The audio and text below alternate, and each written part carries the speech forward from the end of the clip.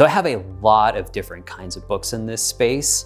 I have books that range from Disney to death.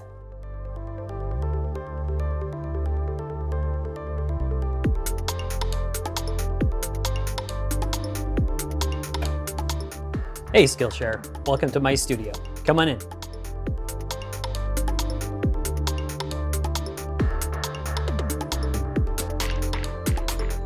My name is Brent Eviston. I practice and I teach drawing. We're here in my studio in Bend, Oregon. I've been in the studio for about 3 or 4 years. When I first moved into the studio, I was living here, and since then I have turned more and more of this space into a creative space, and now almost the entire house is a studio. I think that living here as well as working here has been really fantastic. I really get to know the space in a unique way. Some of the small details really start to influence how I set up. For example, here, I work almost entirely in natural light. And so the lighting is constantly shifting and changing, and it changes season to season as well. I need to be very mindful as the day goes on, particularly if I'm filming, how to set up the easel or drawing in a way that the light works for that space. When I walk into the studio space, I want it to feel like I'm entering into my own mind, if that makes any sense. I want the space to be a manifestation of what it might look like in my head. And creating artwork is a very cerebral and emotional process. And so I think of the space as almost metaphorical or metaphysical. I want to feel like I'm in my head, and that all of these spaces are just a way to help me delve into my mind, my thoughts, and my emotions, so I can pull some of that out when I create.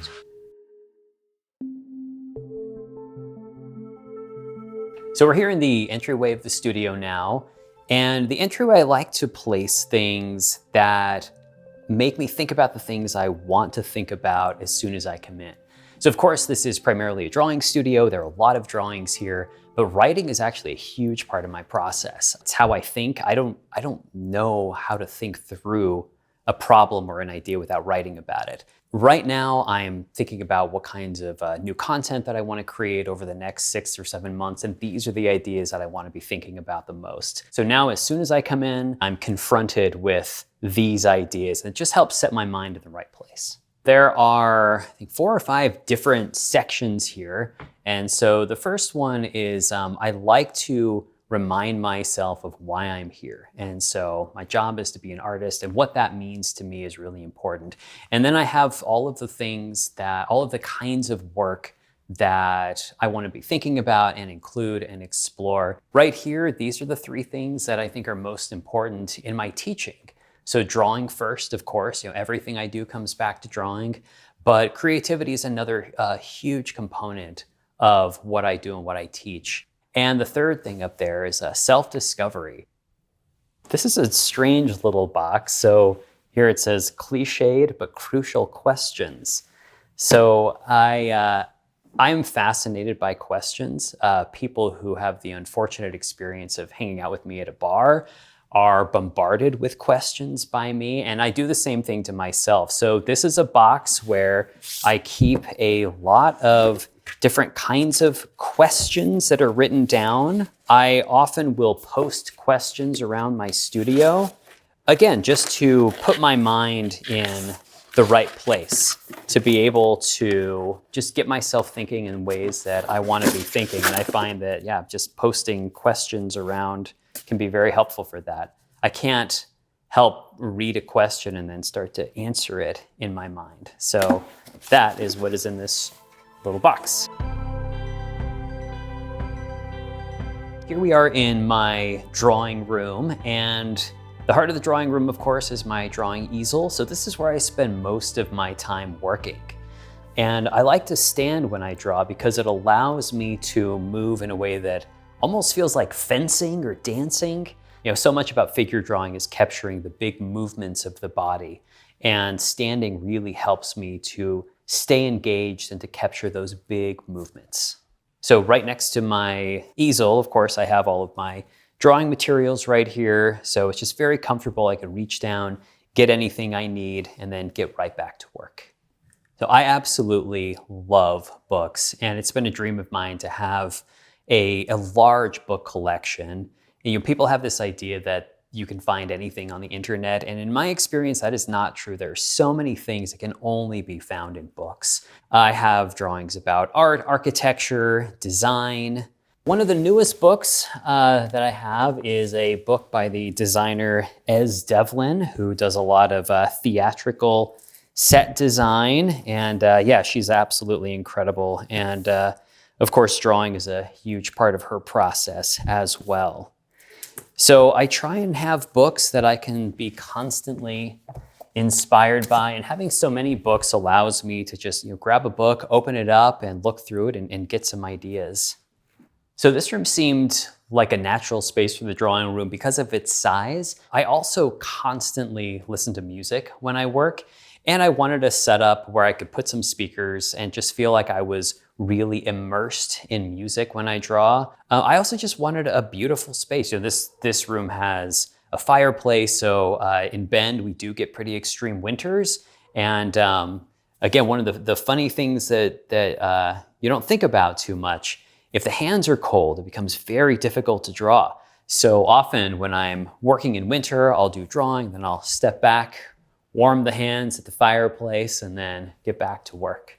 So I think a studio should be just as much of an inspirational space as it is a functional space. So I've tried to have a collection of objects and items, some of them found, some of them purchased, some of them made, that really put me in the right headspace. So my favorite subject to draw in terms of traditional drawing is the human figure. And when you study figure drawing, you have to study anatomy. So part of what I have in this studio is a lot of anatomical figures. So when you draw the human figure, you've got to understand the muscles, the bones. You have to understand the figure from the inside out. And so having these anatomical figures around really helps just keep the anatomy in the front of my mind. This piece here was actually in a high school science lab for decades before it got put into storage. And so a friend of mine found this in storage at a high school and snagged it for me. So yeah, so this is actually a pretty old anatomical figure. A lot of the images that I have in this studio are actually old pieces of my own work. So this is from a project that I did with a zoetrope. I was able to do these little drawings and kind of animate them in some interesting ways. These two pieces come from a project I did many years ago where I took the shape of one object and drew a different image inside of it. So this is the shape of a coffee siphon, and inside of it is an electrical machine, a Wimshurst machine. And this is a shape of a clock that has a crowd of people in there. So I try and keep just old work around to remind me of past projects. So this is my project table. This is where I spend the second most amount of time in my studio. So right now I have two very different kinds of projects laid out on the table. One is very traditional and the other one is much more experimental and creative.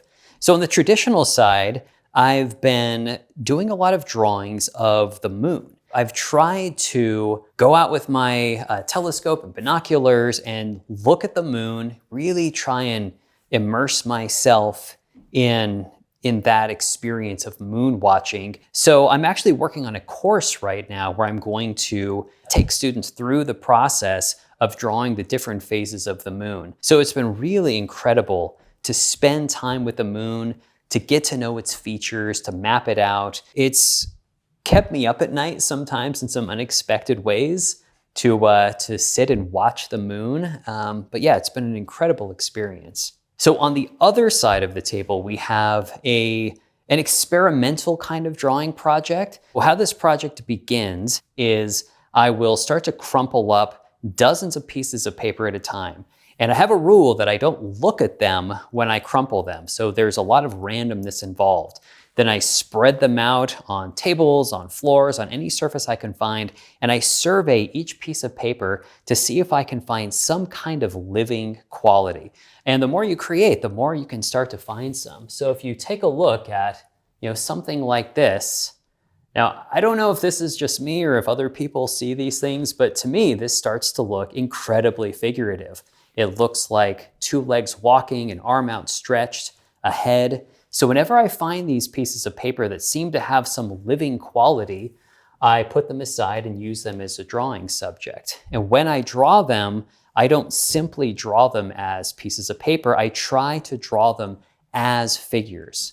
So we can see the drawings here. These are all drawings of these crumpled pieces of paper. But my hope is that when people view these, they start to get a sense of these living figures as I see them.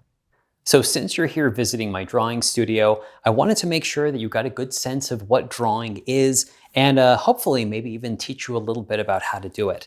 I brought out a number of stacks of drawings. This stack here really focuses on drawing fundamentals.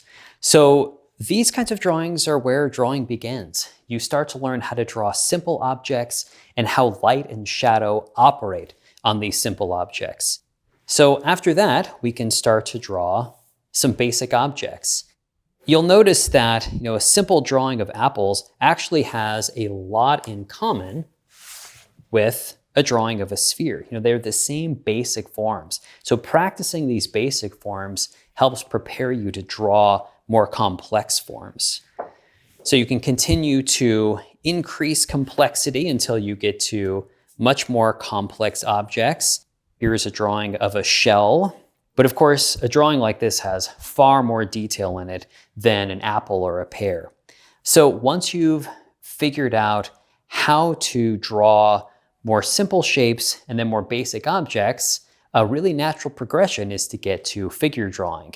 So drawing the human figure is one of the most challenging but rewarding subjects you can draw. Figure drawing begins with what is called a gesture drawing, which tries to capture the body in a very, very simple way. So here is a drawing of translating the body into basic three-dimensional forms, very similar to the three-dimensional forms we just looked at. So here we have some examples of much more finished work. These kinds of drawings tend to take at least a couple hours each. So my hope is that these figures have a great sense of motion, that they are both beautiful and expressive, but also technically accurate. I draw from life whenever possible, but I also work from photographic reference, where I will bring a model into the studio and photograph them holding these much more challenging poses. So hopefully this gives you a sense of the progression of drawing, how drawing works, and hopefully it gives you an idea on how you can start to learn how to draw and the kinds of steps in the process you would go through if you're new to drawing in order to start at the beginning and then get to something really challenging and fun like figure drawing. So this is my skeleton station. The reason I have so many bones is because studying anatomy is such a critical part of figure drawing. The skeleton is the framework that pulls everything together. All of the animal bones are real. The human bones are all replicas. So I have a lot of anatomical models spread throughout the studio. I really like to happen upon them, to be forced to encounter them as I go throughout my day. It's so helpful to be able to just pick up a bone, to feel it in the hand, to see how it works. It really helps you to understand the machinery of the body. So this room serves a few different functions.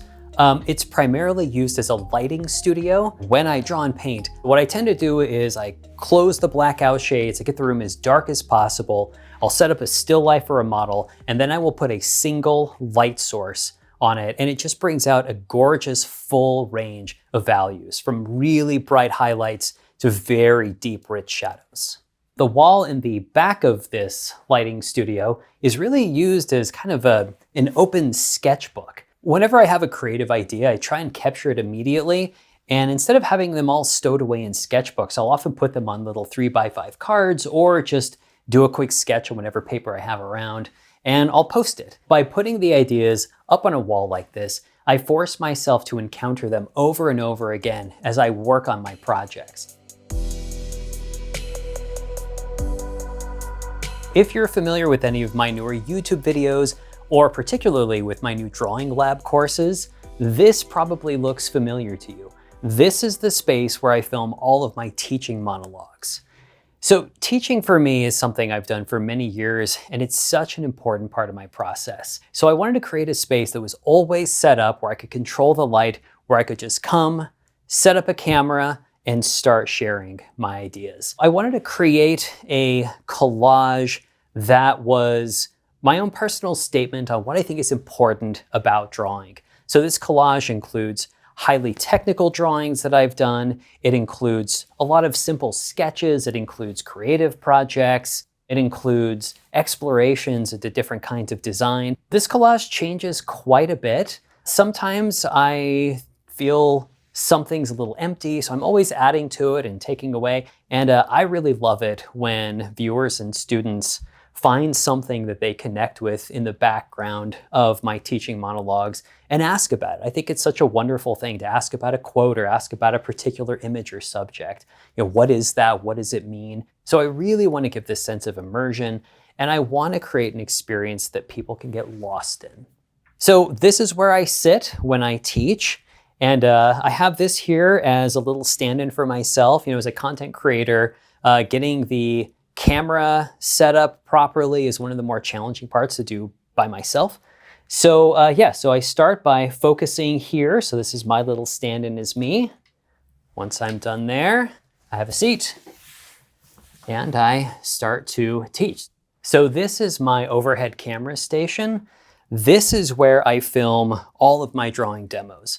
I'm able to set a camera here that puts the viewer in the optimal position, and then I'm able to work through a drawing demo. It can be a little awkward at times because it works best for me to be looking straight down. So that can often distort drawing demonstrations. So it's taken a lot of practice to be able to do a drawing demo and to correct for the distortion in the position. But when I do my demos, I really want the students to have the best view that they possibly can of the work. For people who are struggling to create a studio, I would say start small. So many of the studios that I've had in the past have been very modest. Even at times I've lived in a tiny one-room apartment, I'll have that one corner of the room that I use as a studio. There were times where I was living out of my car and I had my driver's seat and the passenger seat in the front was my studio. I always kept it clear. I kept a sketchbook in the glove box and some basic materials. So when you're first starting off creating a studio, it doesn't have to be a grand space. I think that as my work and my career have grown over time, the studios have evolved along with that, and eventually, the studio space here has taken over most of the house. Well, thank you so much for spending this time with me. I'm so glad you could come and take a tour of my studio. And if you haven't started drawing yet, then I encourage you to start. So thank you so much, and I hope to see you again. Bye.